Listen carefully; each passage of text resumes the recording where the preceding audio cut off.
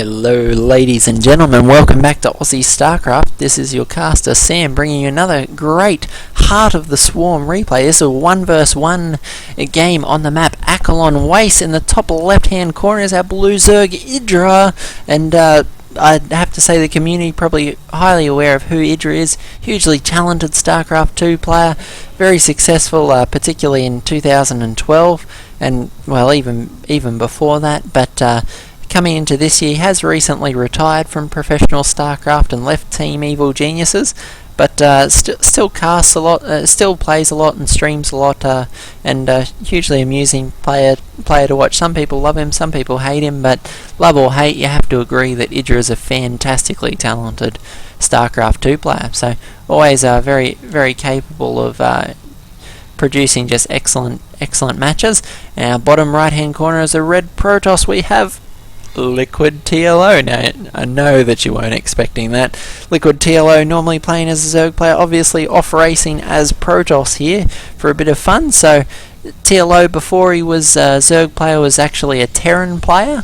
So Protoss definitely is probably his poorest race of the three races, if you can say that about a player like TLO. Definitely more practice with both Zerg and Terran, but we'll see what sort of shenanigans that he goes for in this game. So looks like TLO throwing down a gateway, grabbing his gas, so fairly standard sort of Protoss opening, not choosing to wall off at the ramp, which is a little bit brave against Zerg. Idra dropping his spawning pool first. It was a 15 pool, and now going down for his expansion is natural. You'll notice him checking. He's quite familiar with the cheese that's available to most factions, so checking to make sure there's no pylons or cannons already down, as he hasn't quite gotten across to scout. Moving his overlords across the map to get a bit of an idea what's going on. TLO now throwing down his cybernetics core and mining gas pretty readily, so he'll likely, well, actually can't rightly say what he'll likely do. TLO is unpredictable as a Zerg player. Who knows what he'll do as a Protoss player, but really interested to see how he plays out. Liquid TLO, very popular community player, loves to play, loves to be amusing, loves his fans, and just always bringing out hugely amusing StarCraft 2 games. So we have 6 Zerglings moving out across the map from Idra, and has bit interesting. TLO's throwing down his expansion, so it is a gateway expand out of TLO.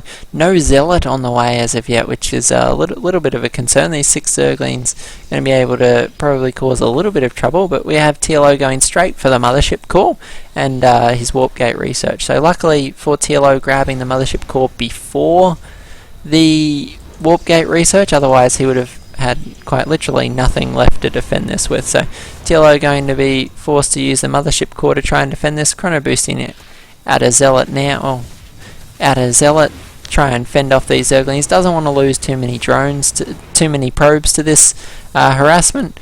Where did any go down? 2 workers killed for Idra, so nice little pickup, almost worth the 6 Zerglings, given that he only lost half of them.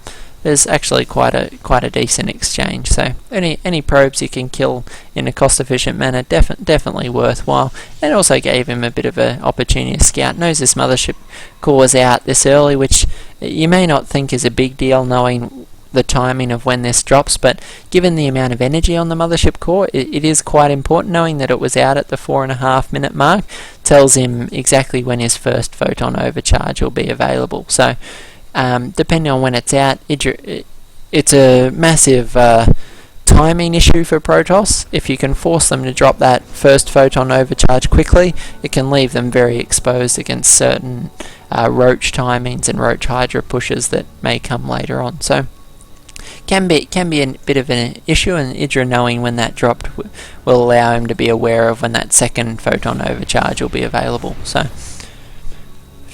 TLO being pretty aggressive with this single Zealot and Mothership Core, trying to take out a Queen. If you can take out the Queen, the Mothership Core will be able to cause problems with impunity. TLO instead electing to throw down a Time Warp to try and take out this Queen, which is a bit of a bold move, but probably worth it. Queen able to do a last minute inject there, that'll tide him over till the next Queen spawns, and I think that's a pretty good choice on Idra's part. he will lose the Queen, but able to get rid of the Zealot, and now his Zerglings be able to counterattack, or they would be if they weren't stuck at the base of the cliff. Now these speed now triggering. Idra's going to do massive damage with this run by. We see the workers being killed, 5 workers killed already, 6 TLO forced to throw down a pylon here to temporarily block off this fence, 11 workers being killed. These speedlings just absolutely making their money back in spades. TLO going to be forced to either cancel this pylon or let it complete. Oh, did actually cancel it at the last moment there. Didn't want to let that complete and have to kill it himself later on. That way the temporary wall only costs him 25 resource. TLO now forced to bring back his mothership core. Was poking away at that hatchery, but it tends not to do enough damage, and needing to bring it home and defend against these speedlings, which are now doing massive damage. Oh no, will they make it in the main? No, yes they will. No pylon thrown down this time. So these 3 Zerglings going to do a lot of damage in here. Zealot's being warped in to try and deal with this, but will he individually might focus down some drones? No, it looks like Idra was focused elsewhere. Zerglings aggroing onto the Zealots that were there. More speedlings going to make it into the main. No, Zealots managing to wall that off soundly. These Zerglings are going to be forced back, dying in horrible red splatters all over the Protoss side. But when we count the cost, that 21 workers killed, if we look at the income tab, is a significant advantage for Idra. And no, the speedling's going to make another run by. Can he get in, or will this probe actually get the photo? No, he needs to build a pylon. You need to build a pylon. Probe, what are you doing? No, speedlings in the main. There's going to be more probes killed. TLO, what are you doing? We have Zerglings getting more and more workers killed. 25 workers going down. It's quite a rough start for TLO, but just continuing to chrono boost workers out. We have TLO going for a massive Zealot counter-attack in Idra's mineral line. Just Zealot and Mothership Core all day long. Who needs Stalkers? TLO certainly doesn't. These are Queens trying to take down the Mothership Core, but these Zealots are continuing to prove themselves a bit of a pain. Can he take out these Queens if he can just get the Queen off the creep? No, 1 hit away from killing that Queen.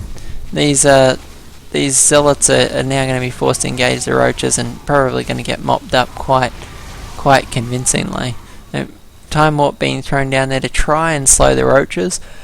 Unfortunately for TLO, probably not enough out of those. A few Zealots continuing to be a bit of a pest. You can see Idra individually microing this Roach, keeping it ahead of these Zealots, managing to preserve it. And that's just a great example of Idra's micro, able to draw those Zealots around in circles and then mop them up when the rest of the Zealots have been cleaned up in the natural. So great work out of Idra to clean up that counter-attack. And we have TLO hurriedly trying to throw up some units in his natural expansion. 2 robos going up, so TLO is going to go for this very strange 3 gateway aggression into double robotics facility. So not something we see every day, but I guess that's what happens when TLO plays Protoss. So throwing down these force fields, just trying desperately to buy enough time to chrono boost out an Immortal or 2. If you can get a Immortal or 2, this Roach threat will effectively be ended. We have Roach speed and Burrow on the way, so Idra looking to make something happen with these Roaches, but TLO managing to force them away. Unfortunately for Idra, probably didn't have sight of the high ground, so unaware of just how many sentries there were. He had no way of knowing that they were out of energy and they could actually throw down a second force field now, but that's as of 2 seconds ago. So if they waited for the first ones, they probably could have forced their way back up the ramp. But fortunately for TLO, Idra had no sight of the high ground, but the opportunity is now passed, and we have some Immortals hitting the field now for TLO. Idra not to be deterred, it's going up to 4 bases against our 2 base Protoss with a macro hatch now sitting in his main base. So Idra just getting increasingly excellent position in this game. Hydra down now with the Hydra range upgrade well on the way, as well as +2 range weapon. So Idra in an excellent position to be able to do some sort of Roach Hydra push. And while the Immortal's great against the Roaches, it's going to be a question of what will TLO be able to do against the Hydralists. Hydralists trade excellently against gateway units, great against Stalkers, great against Zealots, and Immortals even. The hardened shields of little use against the quite high speed, low damage Hydralisk attacks. So I don't know that Idra quite wants to be engaging yet. He may be overestimating the damage he did in those first attacks. If he moves up the ramp here, he could well be caught in half. TLO choosing to collapse that to try and make this third base location just a little bit safer, prevent any sort of Zerg surrounds that Idra might be able to do by forcing his way up both ramps. We have pathogen glands now on the way, so it looks like Idra will be going for some infestors in the not too distant future. And we have a steady stream of Hydralisks reinforcing this, so interesting game. We have Idra with quite a supply lead, 133 to 94, and TLO forced to throw out quite a quick photon overcharge there, so that might be a little bit premature. I'm not entirely sure. Oh, TLO getting some nice force fields, allowing him to pick off part of those forces. Lucky for Idra, he has Burrow already researched, so able to burrow those units to save a few of them. Surprised to see TLO engage on the low ground when he had the photon overcharge going, but obviously saw an opportunity to pick off a few of those units, and TLO actually doing better than perhaps I expected, given that he's off racing with Protoss. So showing he's quite comfortable in any faction's shoes, and we'll see if he's able to make it happen. Choosing to move out now.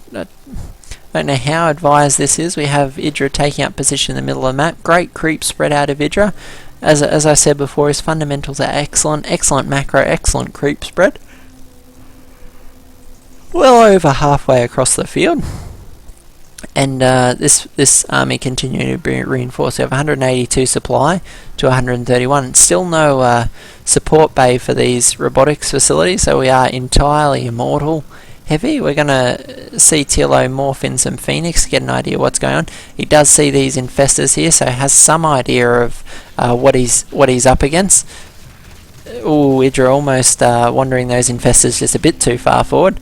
We have masses of Hydralisks here and ready to go. Will this be enough to break TLO? I don't know that Idra quite wants to be forcing his way up this ramp just yet. And we have Enduring Locusts on the way, so it's quite likely that we'll see some swarm hosts in the not too distant future out of Idra. So TLO temporarily supply blocked as he goes for his third base, and just continuing to scout out with his hallucinated Phoenix. He did see the spire go down, so we'll be ready for a potential muta tech switch. If you're wondering why I say that, the reason you know a tech switch is likely coming is we have Idra massing up on roaches and hydras and zerglings. Is a composition that's going to trade very well against these gateway units, and even if TLO is able to beat down this Zerg army, if Idra can trade favourably and kill the stalkers and sentries, there'll be nothing left to shoot air, and that'll leave him in a great position to drop a bunch of Mutalisks. So he can only drop 6 or 7 at a time at the moment, but potentially, you know, with him mining off 4 or 5 bases, very easy for him to be able to morph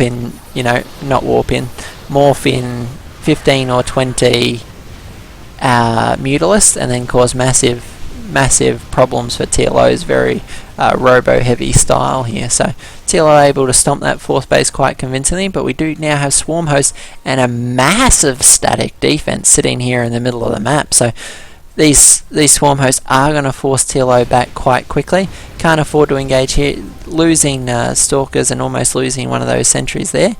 But we have Idra moving out to try and pressure the main base. Indeed, he's punched a hole straight in the front of this base, able to snipe the Nexus.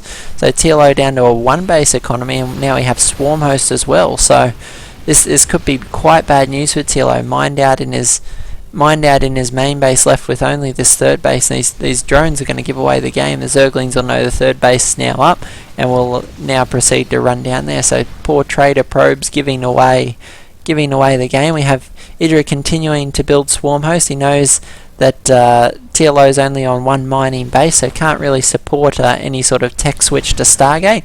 He knows that TLO is going to be stuck with what he's got now, and what he's got now is not going to be a whole lot of use against swarm hosts. Cleverly taking out these robotics and the pylon means that does does TLO have any observers in play if we check out his units? He does in fact have one on the field, which is great, otherwise he would be completely up a particular creek without a paddle, having no observer and no way to spot these swarm hosts. TLO really only has one shot at engaging this ride. If he buggers up this engagement, fungal growth, these immortals all stuck on the ramp, there's great engagement for Idra, forced to try and force field to try and keep these locusts at bay. He can't afford to try and fight downhill into these spine crawlers and swarm hosts. There's going to be great engagement for Idra.